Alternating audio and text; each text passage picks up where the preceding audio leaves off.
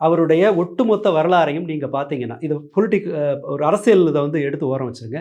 ஆரம்ப காலம் தொட்டே அவர் இந்த 2 எல்லைகளுக்கு நடுவில் அவர் அல்லாடுறது அவருக்கு ரொம்ப நல்லா தெரியும். அவர் தன்னை அறிமுகப்படுத்திக்கும் போதே இதெல்லாம் ஒரு மூஞ்சான்னு சொன்னாங்க, நான் மேலே ஏறி வந்தேன், அதெல்லாம் சொல்லியிருப்பார். ஆரம்பத்திலிருந்து அவர் அந்த ஹிஸ்ட்ரியை பார்த்தோன்னா அவர் வந்து வெறுமனே பரிந்துரையால், ரெக்கமெண்டேஷனால் தன்னுடைய வாழ்க்கைக்கு அடுத்த கட்டத்துக்கு போனவர். ஓகே.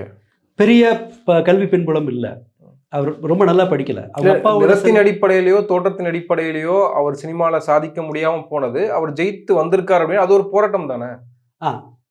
உண்மைதான். ஒரு டு எ சர்டன் எக்ஸ்டெண்ட் அதை ஒத்துக்கலாம். ஆனால் அதனுடைய ரோல் வந்து ரொம்ப குறைவு.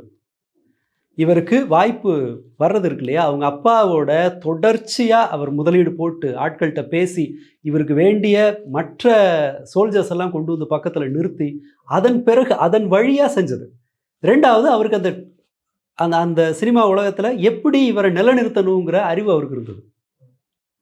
விஜய்க்கு இப்போ வரைக்கும் ஒரு நல்ல நடிப்பு திறமையை காட்டின ஒரு படத்தை சொல்லுங்கள், அவருக்கு வராது.